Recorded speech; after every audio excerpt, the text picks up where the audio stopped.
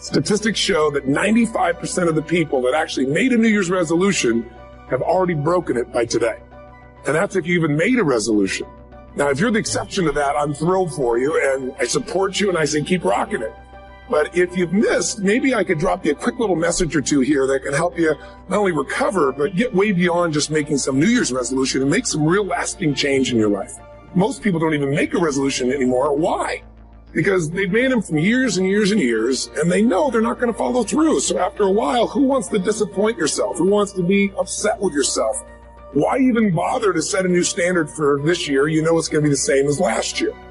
If you're the kind of person watching this right now, and you've actually opened this email and you haven't shut me off already, then obviously that's not you. So the question is, what is it that makes us even want to make a resolution? I mean, it's an interesting question. Why is it at the beginning of the year we have this tradition, but it goes beyond tradition. It's something inside of us that makes us want to make things better.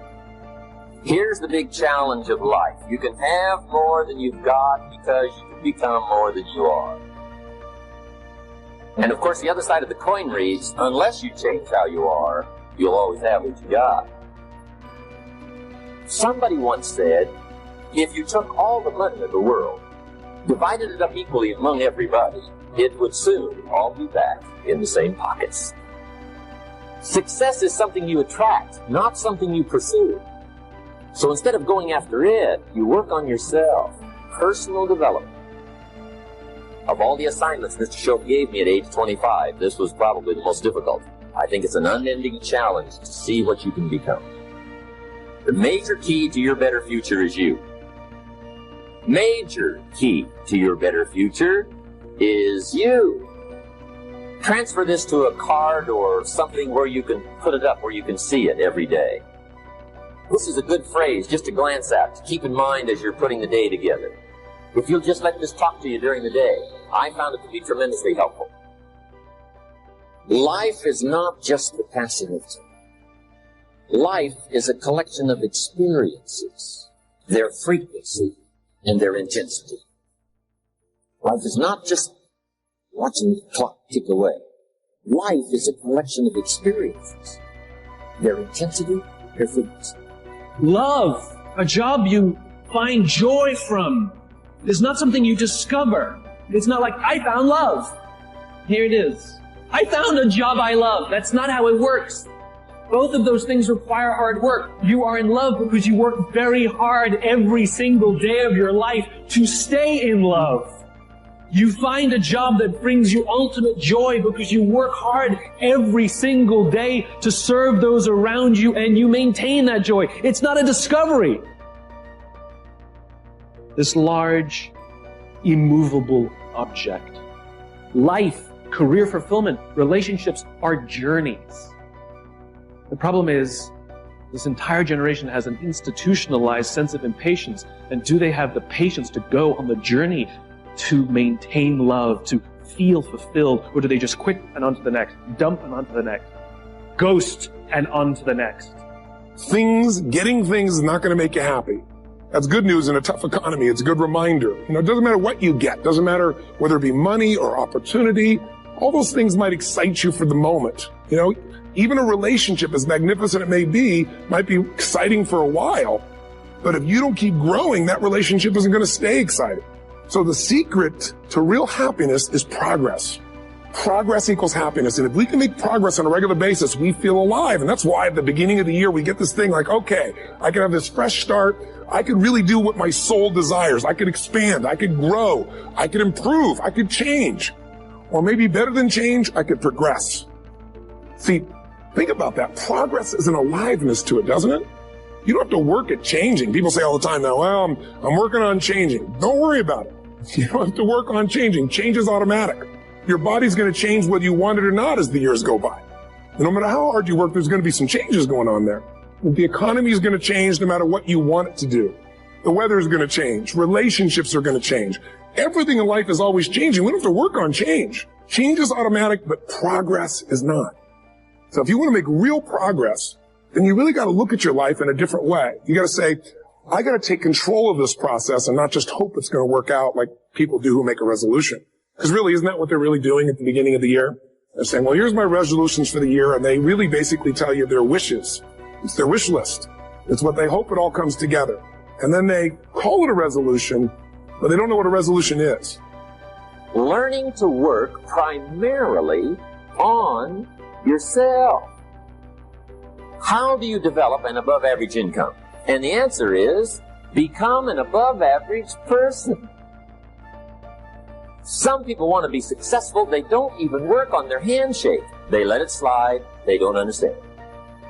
Develop an above-average excitement. Develop an above-average intensity to win. See, that'll change everything. If you want to be wealthy and happy the rest of your life, just learn this lesson well. Learn to work harder on yourself than you do on your job. For things to change for you, you've got to change. Otherwise, it isn't going to change. Everybody wants to be successful, and everybody wants to be happy. But I'm going to tell you what you're going to have to do. You got to change your mindset. If you want to be successful, you got to change your mind, and you're going to have some faith. And what that means is you have to give up all blaming, all looking out at the world and saying, well, if the world were different, then I would be better off. So basically, we are responsible to change our behavior until we get the outcomes we want. When you resolve something, to have a resolution is to resolve it. When you resolve, this is how it's going to be. That's when you cut off any possibility except the thing you've committed to. It's like the old adage, if you want to take the island, you burn the boats. Because when you burn those boats, there's no going back. You're going to find a way to make things work. And most people, they're stating what they hope will come together. And if it doesn't happen, then they're disappointed, but they're not too disappointed because they're not too vested. What does it take to successfully create a lasting change in your life? To not only have a New Year's resolution you follow through on, but really have a lasting change? Well, the first step for lasting change is very much like making a New Year's resolution. Fundamentally, it's the same. The first step is you got to have a vision for what it is you really, truly want. Not what you think you want or what you should have. I mean, what are most people's New Year's resolutions? I'm going to stop eating sugar. I'm going to stop smoking. I'm going to lose 10 pounds. Problem with that is it's not very inspiring for most people. It's not telling you what you're going to get. It's only what you're not going to do. And it's kind of hard to have you move forward with that. A vision is about what you're here to create. A vision that really works is one that excites you. If you say, well, my resolution, my goal, my outcome for this month, this week, this year is to lose X number of pounds, that's okay, but it's not very compelling. It has to be a compelling vision. It's got to have something that has the power to pull you, not something you have to push yourself to do. God didn't bring you in this world to be average.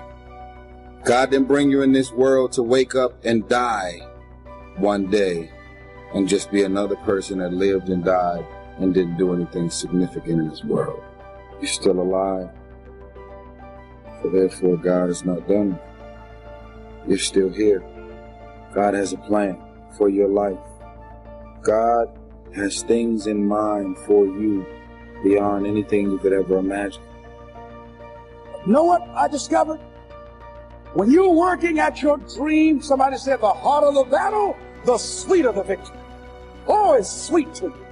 It's good to you. Why? See, when it's hard and there's a struggle, see, what you become in the process is more important than the dream. That's far more important. The kind of person you become, the character that you build, the courage that you develop, the faith that you're manifesting. Oh, it's something that you get up in the morning, you look yourself in the mirror, you're a different kind of person. You walk with a different kind of spirit. People know that you know what life is, that you have embraced life. You knew it was hard, but you did it hard. Key phrase: self-protection leads to mediocrity. Self-service leads to fortune. Self-investment leads to fortune. Look, if you want to get rich, you want to be really successful. When I say rich, I'm not talking about money. I'm talking about a rich life. Freedom, time with family, choices, get to do what you want. You get to move where you want, go where you want, do what you want. My dad died when he was 52 years old. My dad worked his whole life to provide for 5 kids and his wife, and he did his job, and then he died. That's not the program I want to get on. Is that the program you want to be on? My dad died. He bought his dream house 9 months before he died. He leaves 2 10-year-old boys, one of me. I'm a twin. 2 10-year-old boys. Never got to enjoy us. I never got to enjoy him. Why? Because he worked so hard with no concept of freedom. He had a good job. He made some money, but he was basically imprisoned in his thinking that work is hard.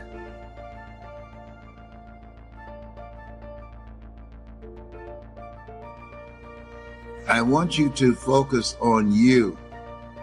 Sometimes you can get caught up in the distractions of life that you forget the main thing, and that is taking care of the you. As I said, that life is based upon transformation, disruptions, and miracles. But in the midst of all of this, I want you to write this down. You got to keep it moving. And my heart goes out to family members and friends who've lost loved ones. And you got to keep it moving. You can't stay where you are. You can, but you don't want to stay there. Got to be a new you.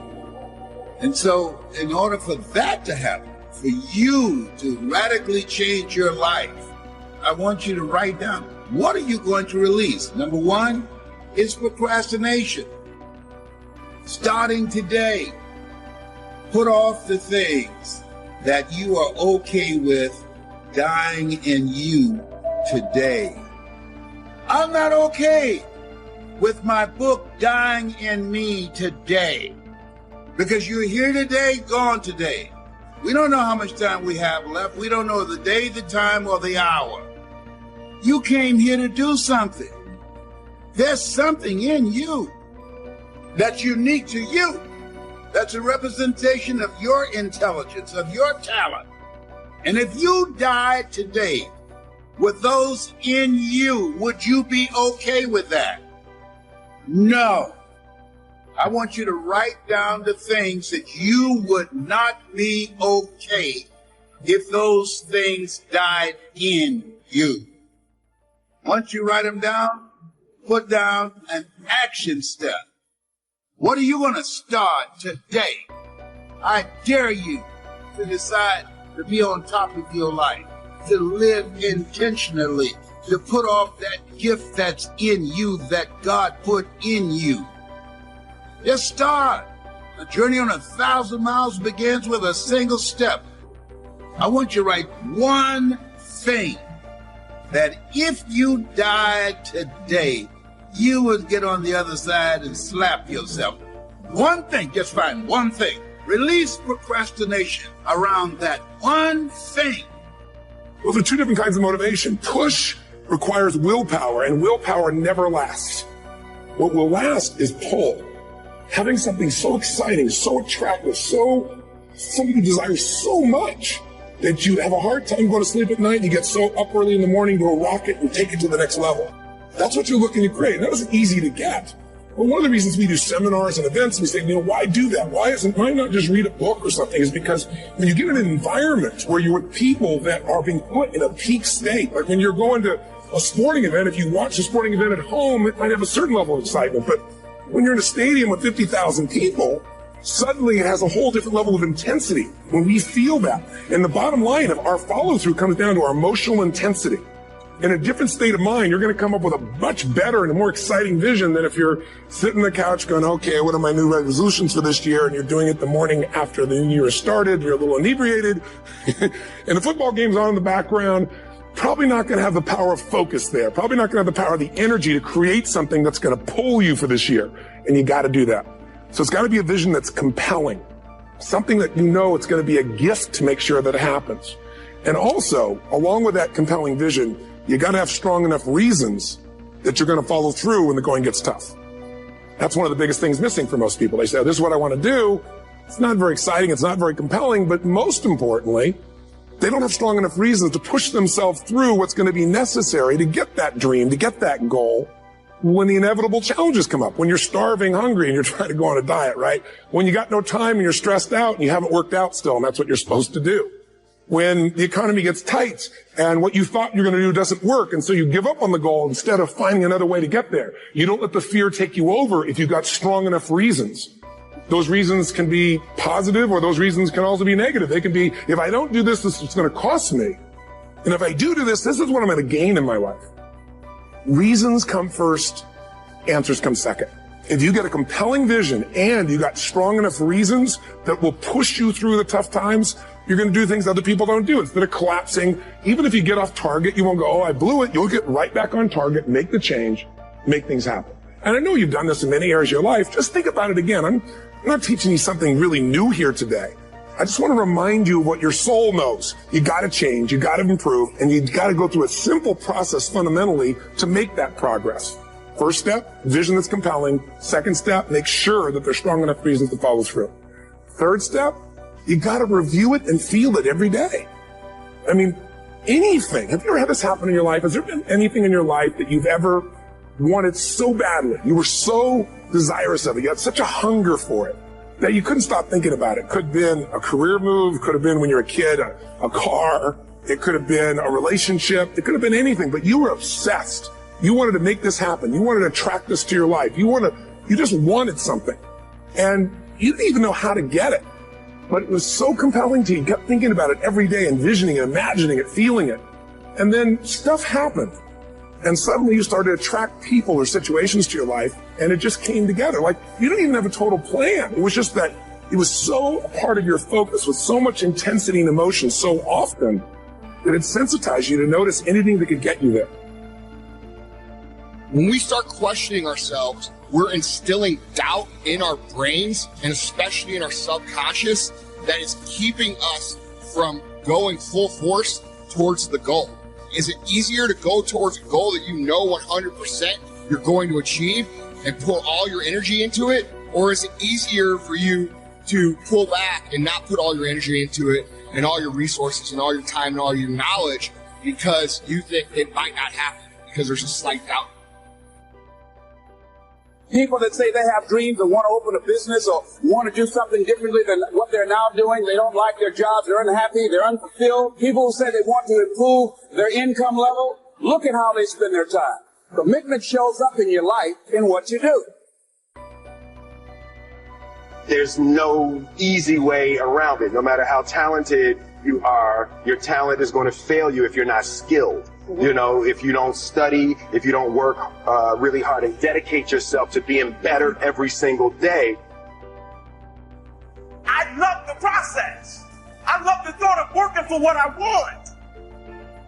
And I firmly believe you're never supposed to wish for it more than you're willing to work for it. Your expectations never supposed to exceed your efforts.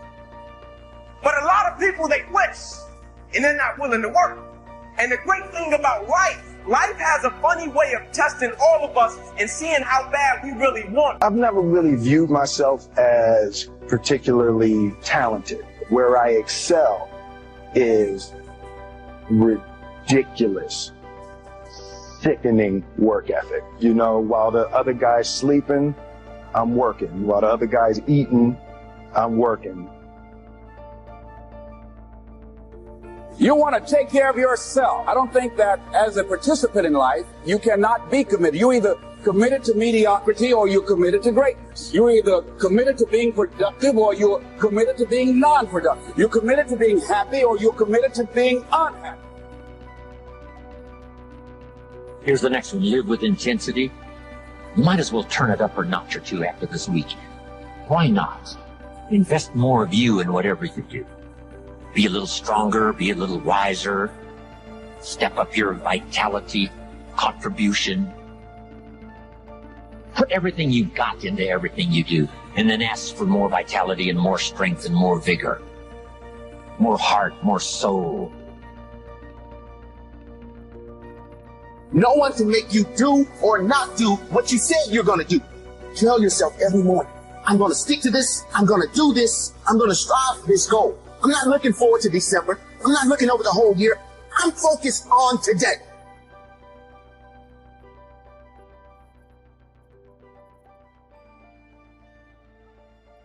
It's a bigger dream waiting for you, just waiting for you to step into it.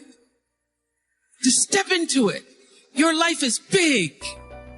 Your life is huge. And we spend so much time wanting to be in somebody else's life.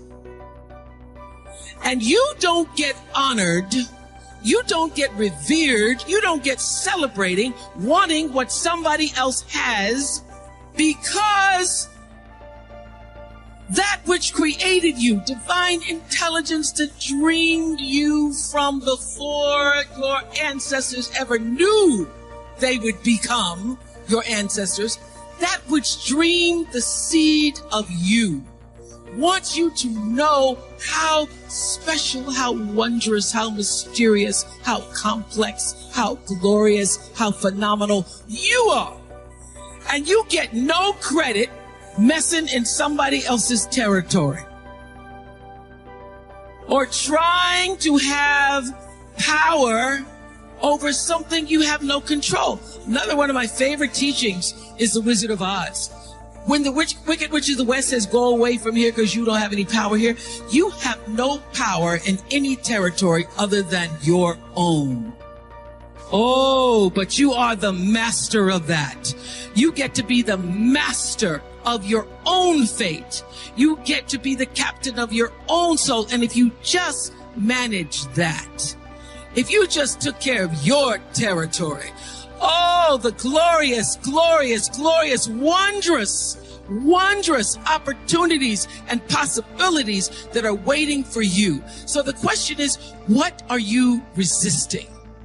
What are you pushing against? What are you not allowing? What are you blocking because you have this idea of who and what you're supposed to be, instead of leaning into the dream that's already been created and waiting for you. It's waiting for you. And the second, it's an instant thing. It's a shift in the way you see yourself and the power from which you have come. It all comes down to the inner game, my friends. Changing your life is a change in the inner game. The outside world you can't control, but you have absolute control over this one if you learn the dynamics of what shapes you. And identity is one of those simple, clear, fundamental basics that if you start to shift it, everything else will shift in your life as well. Some people, by the way, have to have more than enough money to do what they want, when they want, where they want, with whomever they want, contribute the way they want. And if that's their must, they find a way. I know that sounds overly simplistic, but it's true. Now, somebody once said you can take all the money in the world out of the hands of everybody, out of all the wealthy people in the world who are really successful, give it to other people. It wouldn't take too long. Those people would have it back in their hands. It's not because they're manipulative. It's because they have a standard. Some are manipulative, don't get me wrong, but they got a standard of what they're going to find a way to make happen. I'm just simply saying to you, take those 3 magic words and live them. Raise your standard. And if you really want to do it, then I'll tell you the most important secret. Have you ever done this? Have you ever told yourself you're raising your standard? Okay, I'm going to go make this happen. I'm going to go make this much money. I'm going to transform my kids. I'm going to create the ultimate relationship in my life. I'm going to transform my body, whatever it is.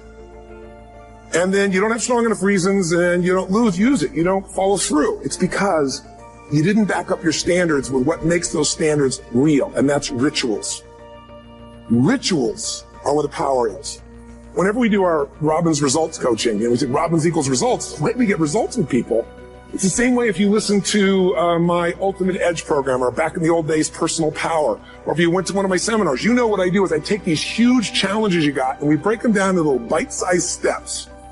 Little things you do each day that after you do them, you get so much momentum that it's easy to succeed. You're not overwhelmed. You have these victory day after day after day on little things. If you went to Ultimate Edge, I'm sure you learned about the hour of power, or the 15 minutes to be able to be fulfilled, or 30 minutes to thrive, where you literally just condition your body and emotion with a couple little rituals. So it doesn't matter what's going on in your world. You feel that strength, and it's not fake. It's not some pump up. It's coming from inside you, and it works. Rituals define us. See, all the results in your life are coming from your rituals. They start with a standard and then have rituals that follow it up. Like, for example, if you are where you want to be physically, you have very different rituals than if you're not where you want to be physically. If you're overweight, you and I both know you got a different ritual than if you're physically fit. Completely different. You get up in the morning, what's the first thing you do if you're fit? Your shoes are there, you roll over, Doesn't matter how you feel, you put on your shoes, you lace them, you start walking, or whatever that ritual is. If you're overweight, you roll over and you have a very different ritual. You might roll over several times to turn the alarm clock off. You go in and get your mocha, smocha, whatever, special coffee. You stop by at Starbucks, whatever the case may be. You have your nice sugar muffin. It's supposed to be really nice for you. Whatever you do, it's a different ritual. If you have a great, passionate relationship, you have very different rituals in how you come home than if you have a lousy relationship. You come home and the first thing you do is you're tweeting somebody, or you're emailing, or flipping on the news, or you don't even come home. What are the rituals? Whenever I study people that are successful, what I look for is what's the standard they hold themselves to, and then what are all those little rituals that add up? Because think about it. Success and failure are not giant events. They don't just show up. You don't just suddenly become successful or suddenly have this cataclysmic event that makes you fail. It may look that way, but failure comes from all the little things. It's failure to make the call. It's failure to check the books. It's failure to say, I'm sorry. It's failure to push yourself to do things physically that you don't want to do. And all those little failures day after day come together until one day some cataclysmic event happens. You blame that. That event happened because you missed all the little stuff. Do you agree with me? And success, by the way, is not some overnight event. It's all these little things. Success is having a vision. Success is making it compelling. Success is really seeing it, feeling it every day with strong enough reasons. Success is feeling the sense that I'm here to grow and I'm here to give something to the world more than just myself. Success is caring about other people. Success is calling and saying, I love you in the middle of the day for no damn reason. Or sending a note. That'll change your relationship. Have a ritual of something funny, playful, or a surprise you do. How many relationships are dead today because they have no surprise rituals anymore? You need to have some rituals, some cool things you do that nobody else does that gives you a better life than anybody else has. I'm certain that part of the reason why people let goal setting slide is because it is a lot of work. As I said, you'll be constantly revising your lists of short-range and long-range goals, rearranging them, refining them, redesigning them, establishing different priorities, adding new goals, perhaps deleting others. It's interesting that so many people work hard on their jobs, but they don't work hard on their futures. They let that slide. Some people live such mediocre lives that at the end of the day, they don't know whether they're winning or losing. They just go through life with their fingers crossed. I know most people don't make definite plans, but don't let that be you. The guy says, well, you work where I work, but the time you get home, it's late. You've got to have a bite to eat, watch a little TV, and get to bed. You can't sit up half of the night and plan. And this is the guy who's behind on his car note. He's a good worker, hard worker, sincere. But I've discovered that you can be sincere and work hard all your life and wind up broke and embarrassed. You've got to be better than a good worker. You've got to be a good planner, a good goal setter. You've heard the old saying, the people who fail to plan are planning to fail. It's true. So work on your plans. Put yourself in the top few percent who put this power to work for themselves. Writing your goals down also shows you're serious. And to do better, you must get serious. The first key to discipline is awareness of the need for and the value of discipline. And especially the discipline to make the changes. What will it take? What must I do? And what must I become to get all I want from my life? The second key is the willingness. More than that, the eagerness to maintain your new discipline deliberately, wisely, consistently. I'm not competing with somebody else. I'm competing with what I'm capable of. Magic formula. Because most of us lower our standards. Why? Because who you spend time with, my friends, is who you become. One of the biggest reasons I started going to seminars when I was like 17 is I had nobody around me as a great role model. I could read about somebody, but being around people, being in that environment was very different. Finding a way to go to work with someone who lived that standard of life was very different. You get around people with low standards and you compete with it. You don't need to compete with it. It's like, okay. I mean, remember Jerry Springer? I don't know if he's still in the air, but I remember he used to get people on the show and I thought, where would he find these people? And why would people watch? I'll tell you why they watch. They watch these people and go, my life's still pretty darn good compared to that person. Look at them. You don't have to change your life. All you have to do is find somebody with a lower standard and you'll feel good about yourself. But if you feel that good feeling, it's an illusion. The only thing that's going to make you happy, my friend, in this year or any other, is to step up. It's to raise the standard. It's to discover what you're capable of and feel that incredible power of pushing through whatever's holding you back and get to the other side of more of your true self. That's what this game's all about. And look at the best in the world in anything. Tiger Woods, what's his vision? To win golf tournaments? No, to be the best that ever lived. That's his goal. That's his vision. But here's what's interesting. He backs it up with rituals. If you just have a vision and you don't have the rituals, stop lying to yourself. His rituals are, he started doing things nobody did before. He went and started lifting weights. Golfers lifting weights? No way.